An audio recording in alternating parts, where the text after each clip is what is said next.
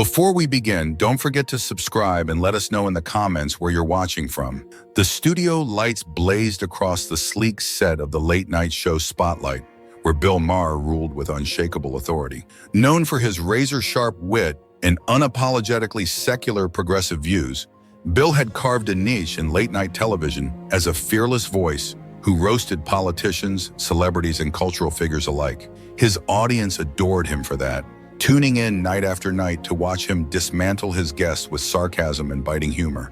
During a routine production meeting, one of the younger producers hesitantly floated an unexpected idea. What if we invited Jonathan Roumie to the show? The room crackled with a mix of excitement and disbelief. Roumie, best known for his portrayal of Jesus in The Chosen, had become a quiet cultural phenomenon. Admired for his humility and spiritual depth, he was not a politician or activist, but someone who represented a kind of unwavering faith and moral stillness rarely seen on TV. Bill's eyes lit up, not because he admired Roumie, but because he saw an opportunity. "It'll be a ratings goldmine," he said with a grin. "A guy who plays Jesus and actually lives like he believes it? I'll have him spinning in circles before the second break." He dove into research, replaying interviews of Roumie on his laptop, scribbling snarky remarks into his cue cards. He chuckled to himself, imagining how his quick wit would clash with Roumie's serene old soul energy. This wasn't just an interview, it was a battle of philosophies, and Bill had every intention of winning. Meanwhile, in a quiet corner of Los Angeles, Jonathan Roumie sat in his modest home office, holding the invitation letter in one hand and a cup of tea in the other. His longtime assistant, Michael, stood nearby, concern etched on his face. "Are you sure you want to do this, Jonathan?" he asked cautiously. "Bill Maher is not exactly a fan of people like you." Jonathan gave a gentle smile, his expression calm. "A conversation is still a conversation," he said. "He can say what he wants. It doesn't change the truth." Michael frowned. "You know he's going to come after your beliefs. He'll mock the show, your faith, even the way you talk. That's his thing." Roumie shrugged. "Let him. If I'm going to show up, it won't be to argue. It'll be to be myself. That's enough."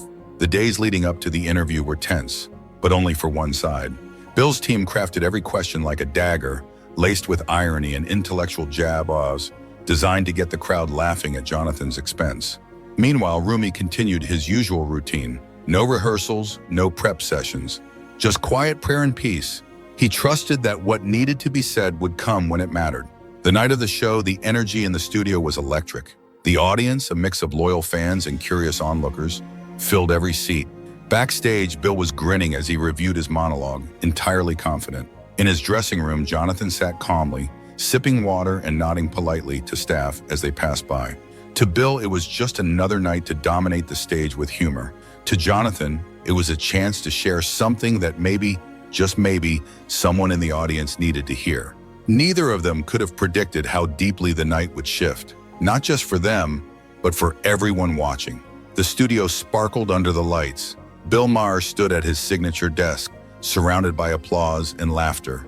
The skyline backdrop glowed, and his name blazed across the screens, a reminder of who owned the room. He was in his zone.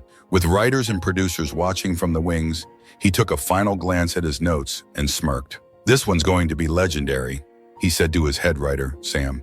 "No doubt," Sam replied. "Roumie's the perfect symbol of everything your crowd loves to tear apart. Just don't give him too much space. Keep it punchy." Bill adjusted his mic. He won't get a breath in. Jonathan arrived without fanfare, wearing a simple dark blazer over a white shirt, jeans, and that familiar, quiet confidence. He moved through the hallway like someone who had nothing to prove. Michael trailed behind, visibly more anxious than his boss. "Last chance to back out," Michael whispered as they neared the dressing room. Jonathan chuckled softly. "It's just a conversation, remember?" Settled into the green room, Jonathan watched the show's opening on the monitor. The crowd roared as Bill's name was announced. Michael, pacing nearby, muttered, "He's got them in the palm of his hand." Jonathan watched Bill take the stage with his usual swagger and replied, "That's his job. Mine is to be honest. Let's see what happens." Bill launched into his monologue with the energy of a performer who knew the crowd was already his. He opened with light jabs before setting his sights on his guest. "Ladies and gentlemen," he announced with a theatrical bow, "tonight we have with us a modern-day prophet, or at least a guy who plays one on TV. Please welcome Jonathan Roumie." That's right, folks. the man who turned walking on water into a brand deal. The audience erupted with laughter and clapping. Bill grinned at their reaction, basking in their approval. He fired off more jokes about faith, about the chosen, about Christianity and Hollywood. Backstage, Jonathan watched silently. His face didn't change. A soft smile, no irritation, no reaction. Michael leaned in. "He's going hard." Jonathan nodded slightly. "He's doing his part." "Let him have his fun," Jonathan said with a gentle smile as the monitor played Maher's opening monologue. Finally, Bill Maher introduced him. The applause was mixed, cheers scattered with murmurs, and even a few jeers. Maher extended his hand as Jonathan walked onto the stage. Roumie shook it firmly, his face calm and centered. He greeted the audience with a soft nod and a warm half-smile, prompting a few quiet claps and nervous chuckles. "Jonathan Roumie, welcome to the show," Maher began, his tone light but dripping with irony. "Thanks for having me," Jonathan replied evenly. "It's a lovely audience you've got here." "They sure are," Bill said, leaning in with a twinkle in his eye. "They love a good debate. You ready to play?" "Always," Roumie said simply, his posture relaxed, his tone completely unaffected. And so, the verbal duel began, the one the audience had come for. Bill was sharp, ready to dominate, but Jonathan had no such ambition. He sat with stillness, a quiet presence that felt out of place on such a charged stage, but one that began to unsettle the tone from the start. "So, Jonathan," Bill began, with a smirk that didn't quite reach his eyes, "you've been in this industry for quite some time, haven't you? Ever feel like it's time to let the younger generation take the reins?" There was a ripple of laughter, Bill's crowd clearly on his side. Jonathan tilted his head thoughtfully. "Well, Bill," he answered in a calm, steady voice, "I've always believed it's not about age, but what you bring to the table. If you've still got something meaningful to offer and the willingness to serve, why stop?" The answer, quiet and direct, pulled a few polite claps from the crowd, but something had shifted and Bill knew it. "Sure," Maher said, brushing it off with a grin. "But the world's changing fast, don't you think? A lot of your projects, beautiful no doubt, are seen as, let's say, unconventional. Don't you think some of your methods are a bit out of touch with how the world works today?" That line hit home with the audience, and they erupted in laughter and applause. But Roumie didn't flinch. He leaned back slightly, his gaze unwavering. "I think it's important to remember," he said calmly, "that every decision, every story is shaped by its context. What works for one moment may not work for another, but that doesn't mean the original idea had no value. Growth comes from honoring the past, not erasing it." The laughter died down. The room seemed to lean in. Bill raised his eyebrows and nodded. "Good point," he said with a slight shrug. "But let's talk about your views. You've been pretty open about your values, even when they're not exactly mainstream. Aren't you worried that being so upfront turns people away?" Jonathan smiled gently and looked him in the eye. "I've always believed in being honest about who I am and what I believe. If that makes some people uncomfortable, so be it. Integrity isn't about pleasing everyone. It's about standing for something even when it's not convenient." A murmur ran through the audience. A few nodded. Some looked uncertain, but everyone was listening. Bill leaned forward, trying to regain control. "Don't you think that kind of stubbornness might come off, I don't know, disconnected? The world's evolving, Jonathan. Some would say you're holding on to a version of reality that's, frankly, gone." Jonathan chuckled softly, his eyes lighting up with quiet amusement. "You call it holding on. I call it staying grounded. The world does move fast, Bill, but in all that speed, it tends to forget what actually matters." A beat of silence. The audience, taken off guard by the humility and precision of his words, quieted again. Bill faltered for a moment, catching the shift in the room. "All right," he said, trying to keep the tone light, "but I'm sure you'll agree there's always room for improvement in the way things are done." "Absolutely," Jonathan replied without hesitation. "There's always room to grow. But growth doesn't mean tearing down the foundation.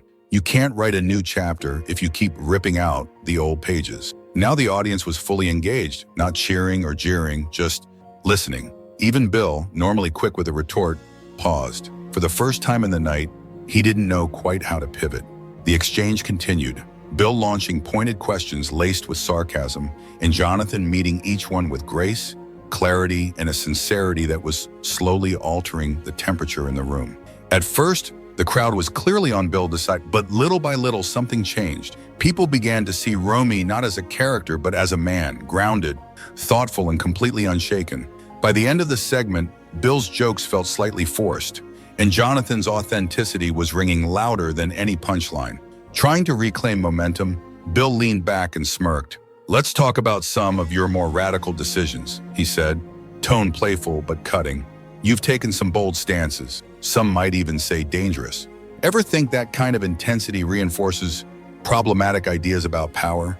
The audience laughed again. This was familiar ground for them. Bill reclined in his chair, clearly enjoying himself. Jonathan waited, let the laughter fade. Then he spoke.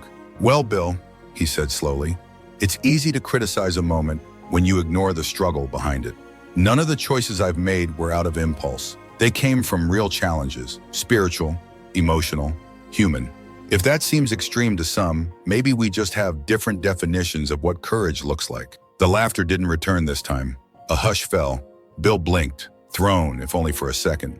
He hadn't expected that level of poise, or that the audience would go so quiet. "Well," he managed, "that's a fair take. But surely you can admit that some of your approaches have been a little too forceful. Doesn't that send the wrong message, especially to young people?" Jonathan leaned in slightly, hands folded. "Adversity," he said, "was part of life, Bill. Always has been. But our actions don't glorify struggle. They face it. Sometimes hard decisions are needed in hard times. Life isn't simple, and sometimes you have to stand in the storm to protect what truly matters." The room was still. A few heads nodded. Some eyes widened. Even Bill sat back, visibly measuring his next move. Jonathan leaned forward slightly, his fingers interlaced. "Adversity is part of life, Bill. It always has been. But our choices aren't made to glorify hardship. They're made to face it. These are difficult actions for difficult times. Life isn't easy, and sometimes we have to confront the hard things in order to protect what truly matters." His words, quietly delivered but heavy with meaning, silenced the room. Some members of the audience began to nod slowly, the shift in energy becoming impossible to ignore. Bill sensed the tide turning. Trying to steer things back into his comfort zone, he forced a smile. "All right," he said with a hint of strain in his voice. "Let's leave the past behind for a second. Let's talk about the present. You've been very open about your views, some of them quite polarizing. Don't you think that's affected how people see you? Maybe distanced some folks who once looked up to you?" Jonathan leaned back in his chair, thoughtful but unbothered. "Maybe," he admitted, "but I've never been interested in being popular, Bill. I care about being honest. You can't please everyone, and if you try, you end up losing yourself. I don't speak to make people happy. I speak to reflect what I believe is right, and really that's all any of us can do." For a moment, Bill hesitated. His usual tactic, twisting his guests' words back at them, wasn't working. Jonathan wasn't defensive. He wasn't flustered. He was just genuine. Bill leaned forward, this time a little more curious than combative. "You seem pretty comfortable in your own skin," he said, his voice softening slightly. "But don't you think there's value in evolving? In leaving behind the old ways, embracing the new?" Jonathan's eyes met his, calm, clear, unshaken. "Of course there is," he replied. "But evolving doesn't mean abandoning your roots. It means understanding them, learning from them, and carrying forward what's still worth holding on to. The problem today is that too many people want to tear everything down without stopping to ask what they're actually building in its place." The silence that followed was deeper than before. Even Bill, long used to owning every second of airtime, found himself speechless. Jonathan looked to the audience now, softening his tone. "I get it," he said. "To some people I seem young. To others I probably sound old-fashioned. But life isn't about always being right. It's about being true to who you are, even when it's hard. And it's about listening, even when you don't agree." In the front row, a young woman wiped a tear from her cheek. The crowd, once eager to laugh, now sat in quiet contemplation. Even Bill looked moved. His usual armor of irony was cracked ever so slightly. Jonathan turned back to him. "Would you mind," he asked gently, "if I shared a short story?" Bill blinked, then nodded. "Go ahead," he said, his voice noticeably softer. As Jonathan began to speak, something shifted in the studio. What had started as a verbal duel began to transform into something far deeper. He leaned forward slightly again, his face still and reflective. "You know," he said, voice low but steady, "a lot of people see me now and assume it was always this way, that it was easy to end up here. But it wasn't. I didn't come from fame. I wasn't connected. I wasn't from a well-known family. I didn't have a path laid out for me." A light laugh spread through the audience, caught off guard by his humility. Even Bill tilted his head, intrigued. When I started, Jonathan continued, I was just another guy with a few side jobs, small acting gigs, and dreams that felt too big for the room I was in. I knocked on a lot of doors that never opened, and I was told more than once, you're not right for this. You're not what the world is looking for. The room fell completely silent. I could have quit, he said. Most people probably would have, but something inside me said, keep going. Not because I thought I'd become famous, but because I knew I wasn't done yet. So I worked harder. I studied, I failed, I learned. And when the opportunities didn't come to me, I went looking for ways to create them myself. Bill glanced at his notes but didn't speak. The sincerity in Jonathan's voice made it impossible to interrupt. And eventually, Jonathan said with a soft smile, a door opened. It was small, just a chance to be part of something meaningful. But to me, it meant everything. It was a chance to show that things could be done differently, so I gave it everything I had. He paused, his gaze drifted slightly, lost for a moment in memory. You know, he said slowly, opportunities don't come with guarantees. They offer you a doorway, but you're the one who has to decide what to do once you walk through. I didn't do it for fame or money. I did it because someone gave me a shot, and I owed them everything I had. By now, the audience was spellbound. The laughter from earlier had been replaced by deep stillness. Even Bill was leaning in, forgetting to play the role of challenger. But stepping into that light, Jonathan continued, his tone deepening, didn't make the challenges disappear. If anything, they got bigger. Suddenly, everyone has an opinion. They want to shape you, tell you what to say, how to be. And you reach a moment where you have to decide, am I going to become what they want me to be? Or am I going to stay true to who I really am? He turned back to the audience, his voice soft but resolute. And you know what I learned? That integrity isn't measured in the spotlight. It's measured in the quiet moments when no one's watching and you still choose to do the right thing. When the harder path is the one that keeps your soul intact. That's what's carried me this far. A young man near the aisle nodded, deeply moved. A woman in the front row discreetly wiped her eyes. These weren't just stories anymore. They were reflections of the audience's own fears, decisions, and hopes. Bill cleared his throat, his voice lower now. That's quite a journey, he said. The sharpness had gone from his tone. But I imagine there were moments when you wanted to give up. Jonathan nodded. Of course, we all doubt ourselves, Bill. But doubt isn't a reason to stop. It's part of the process. And if you stay grounded in who you are, the path becomes clearer, even if it's not easy. Stopping is just part of the process, Jonathan said gently. If you stay true to yourself, the path becomes clearer, even when it's not easy, especially when it's not easy. The studio fell completely silent. His words hung in the air like a warm blanket, settling over every corner of the room. The lights, the noise, the pretense, they all faded into the background. Bill Maher leaned back in his chair, for the first time unsure of what to say. Jonathan had done something extraordinary. He had turned a set built for confrontation into a sanctuary of reflection and connection. When the segment ended and the cameras cut to commercial, the crowd erupted, not with polite applause, the kind reserved for punchlines or routine segments, but with a sincere, resonant ovation, the kind that only rises when something real has broken through. Jonathan, ever humble, simply nodded in appreciation and offered a quiet smile. Bill was starting to realize this wasn't going to be the clash he had envisioned. Jonathan Roumie wasn't just an actor with unconventional beliefs. He was a man who had lived, endured, and emerged with a wisdom that demanded respect. After the break, the lights dimmed slightly, giving the studio a more intimate glow. Jonathan reclined in his chair, relaxed but focused. He looked less like a guest facing a grilling and more like someone having a heartfelt conversation with an old friend.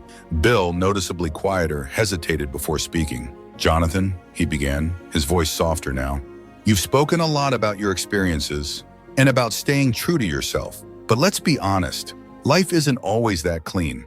What happens when things get so hard that resilience doesn't seem like enough? Surely even you've had moments where giving up felt easier. Jonathan nodded slowly, his expression thoughtful. You're right, he said. There have been many times where walking away would have been easier. I'm not immune to fear or doubt, none of us are. But resilience, it's not about never feeling weak. It's about what you do when you do feel that way. The audience leaned in. The skepticism from earlier had shifted. Now there was real curiosity. A lot of people misunderstand resilience, Jonathan continued. They think it means being strong all the time, never bending, never breaking. But that's not it. True resilience in this is learning how to bend without shattering. It's knowing that even when life knocks you down, you still have the strength to get back up, no matter how many times it happens. Bill tilted his head, listening. And where does that strength come from? He asked, this time no sarcasm, only genuine interest. Jonathan smiled faintly. From the little things, he replied. From the people who believe in you when you forget how to believe in yourself. From the lessons life forces you to learn. From the mistakes that reveal who you really are. But most of all, from knowing your why you do what you do. Because without purpose, resilience is much harder to find. The silence returned, not awkward, but weighty. His words fell like gentle rain, soaking into the hearts of those present. Even Bill, so used to rapid-fire exchanges and punchline control, found himself just sitting with it. But not everyone has that sense of purpose, Bill said quietly.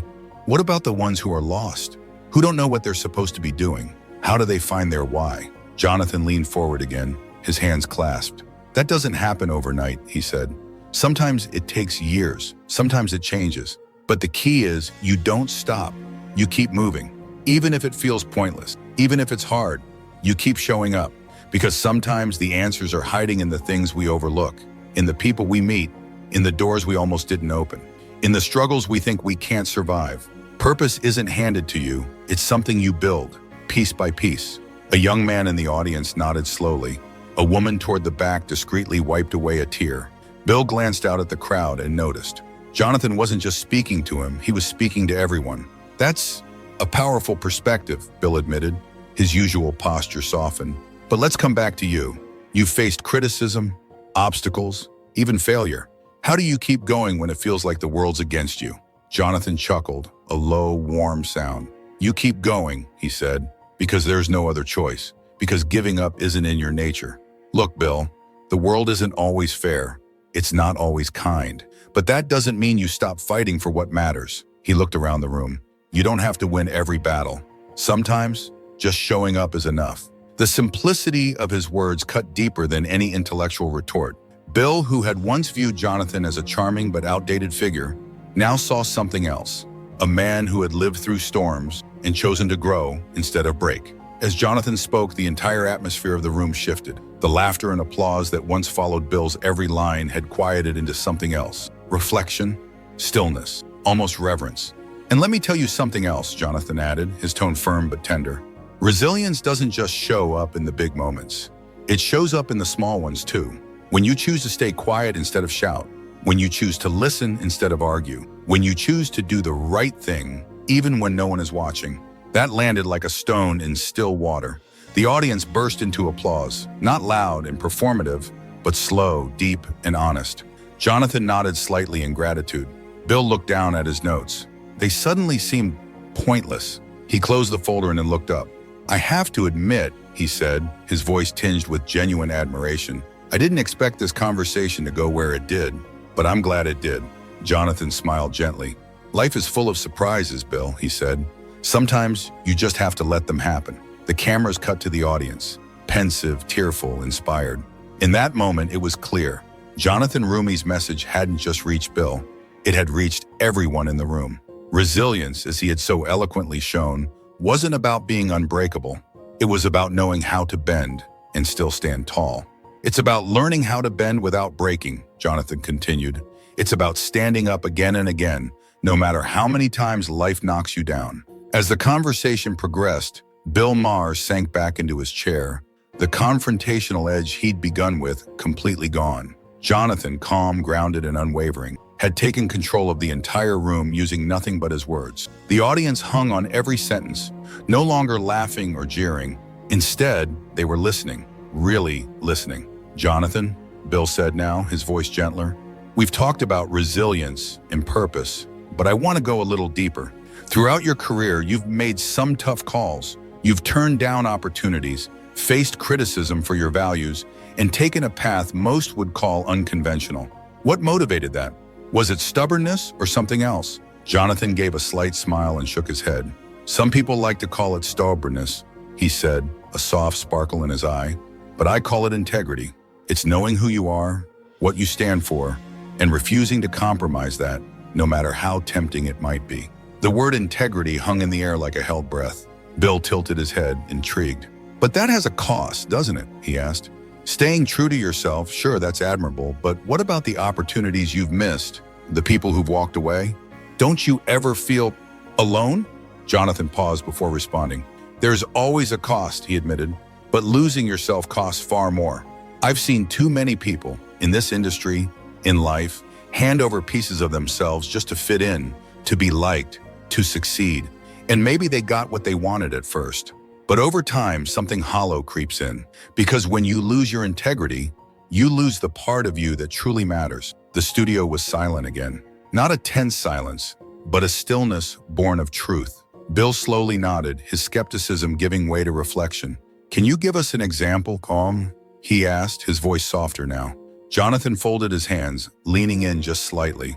There was a moment early in my career, he began, when I was offered a major role, one that would have given me visibility, money, even acclaim.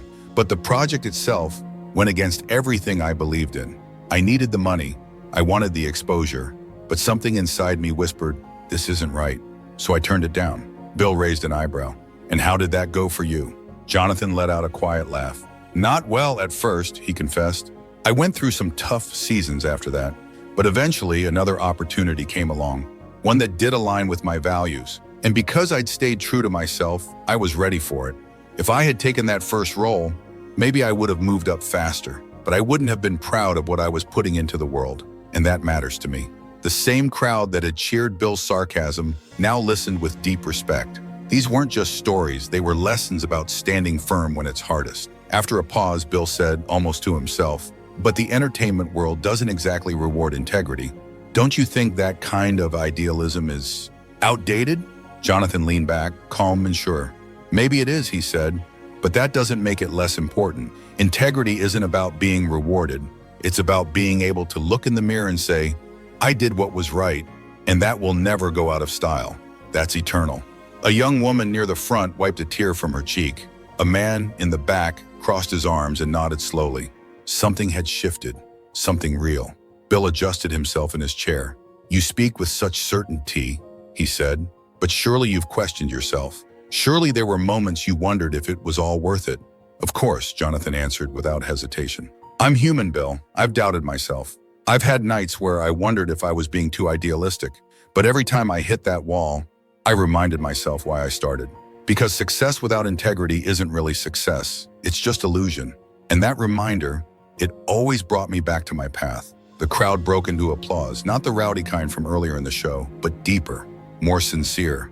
It was the sound of people being moved. Jonathan gave a humble nod, never seeking the spotlight, but grateful. Bill looked around the studio, fully aware now of the transformation that had taken place.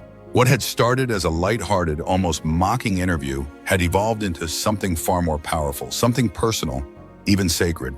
When the applause faded, Bill turned to him again. I'll admit, he said honestly, you've given us a lot to think about tonight. Jonathan smiled. That's all I ever hoped for, he said softly. Life isn't about convincing everyone. It's about planting seeds and letting people decide for themselves. If my words helped even one person tonight, that's enough. The cameras focused on Jonathan's calm expression. The moment felt rare, almost sacred, a pause in the normally chaotic world of late-night TV. The audience, who had come ready to laugh or criticize, now looked at him with admiration. The energy in the studio had shifted entirely. What began as a night of sharp jokes and audience-ready mockery had become something intimate, quiet, and deeply human. There was a pause, softer now. Do you think the world's just become too loud? Bill asked, genuinely searching. Too divided? Jonathan smiled faintly and leaned back in his chair. I think the world has always been divided, he said calmly. But now we just hear it more. Technology, social media, the 24/7 news cycle. Everyone has a mic. Everyone is speaking. He paused, then looked at Bill. But the real question isn't about the noise. It's what we do with it. Do we add to it, or do we try to give it meaning? The audience murmured softly, processing each word. And you, Bill asked now, his voice carrying nothing but genuine curiosity. How do you deal with all that noise? You get criticized for your beliefs, your decisions, even your age. How do you manage it all? Jonathan's face softened, almost wistful.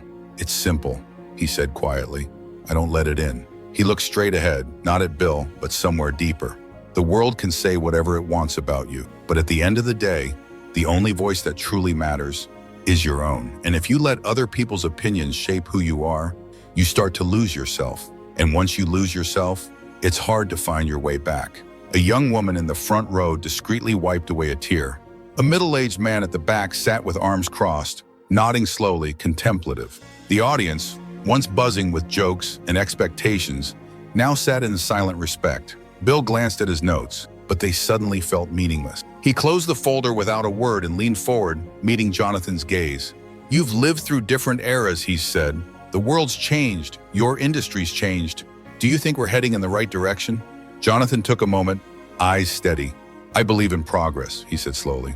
"But progress without reflection can be dangerous. You have to know where you've been to understand where you're going. And sometimes in our rush to move forward, we forget to look back and learn." The studio went still. Only the faint hum of cameras filled the room. Even Bill, usually a master at keeping things moving, let the moment breathe. Then Jonathan added, "Look, I'm not here to tell anyone how to live, but I will say this. Don't let the noise drown out your own voice. Don't let the world rush you into decisions you're not ready to make. And don't be afraid to stop, to think, to feel, to listen, because that's where clarity lives." Applause began hesitantly, almost as if the crowd wasn't sure whether it was allowed. Then it grew, strong, deep, not the roar of a crowd entertained, but the standing response of people who had just felt something. Bill leaned back, watching his audience and his guest with something close to awe. As the applause faded, he turned to Jonathan. "I'll be honest," he said with an open expression. "I came into this thinking I'd be the one asking the hard question, but you made me think about things I never expected to." Jonathan smiled softly. "That's the beauty of a good conversation," he said. "It's not about winning or losing, it's about learning." The cameras panned to the audience. Some smiled quietly, others dabbed at their eyes. Many just sat in still reflection. The mood in the studio was unrecognizable from what it had been, transformed. Bill glanced toward his producer. She gave the wrap-up signal. He turned back to Jonathan with newfound admiration. "Thank you," he said with rare sincerity, "for your story, and for reminding us that sometimes the most important moments are the quiet ones." Jonathan nodded gently, lifting his hand in a subtle wave. "Thank you for having me, Bill. It's been a pleasure." The cameras cut to commercial, but the silence remained. A different kind of silence. Reverent, lingering, impossible to shake. When the cameras powered down, the usual post-show chatter was noticeably absent. A reflective hush filled the room. Audience members rose slowly from their seats. Some whispered to each other. Others walked out wordlessly, lost in thought. Bill remained seated at his desk, staring at his now closed notes.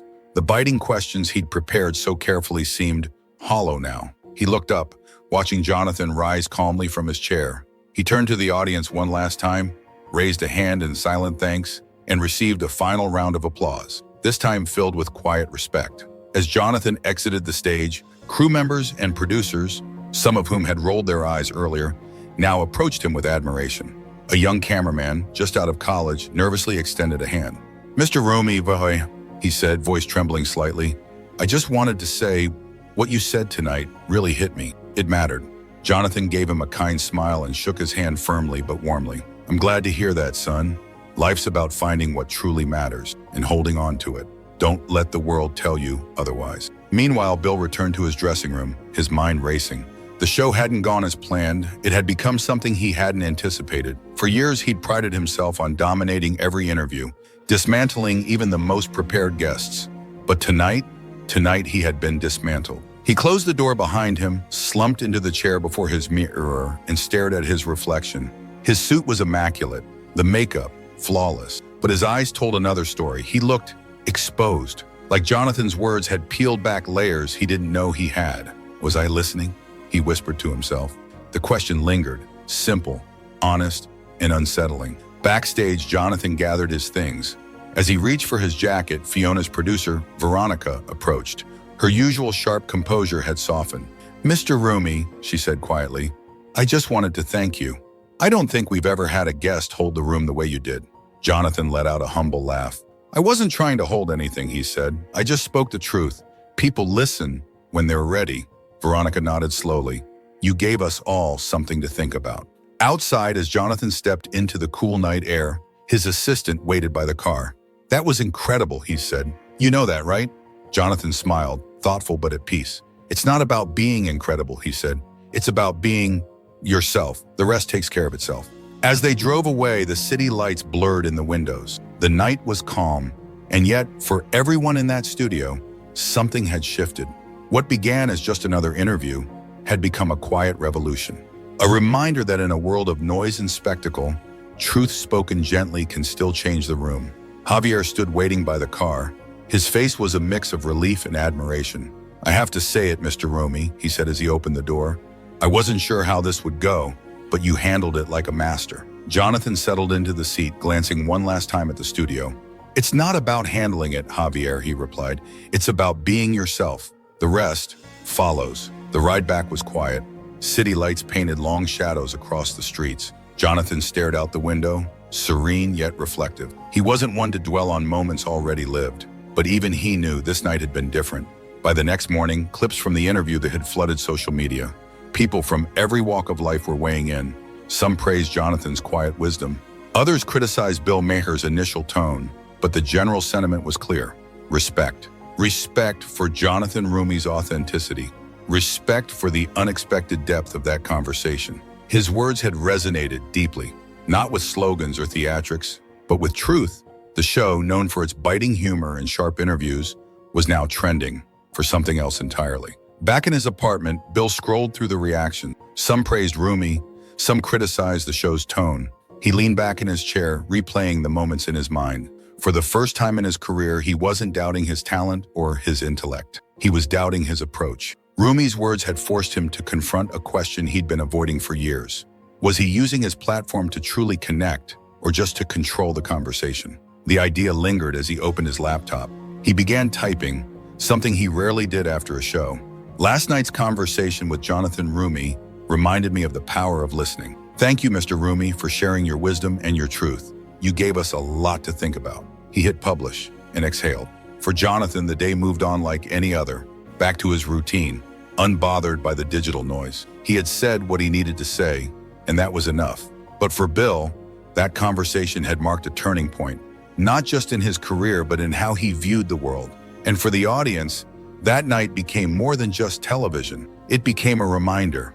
In a world of volume, integrity, and truth still have the power to move hearts and shift minds. The days following Jonathan Roumie's appearance on Spotlight were unlike anything Bill Maher had experienced. The episode went viral, not for the usual banter or punchlines, but for the raw, emotional honesty Jonathan had brought to the table. The internet buzzed with reactions, commentaries, and reflections, not with outrage, not with division, but with something rare: reverence.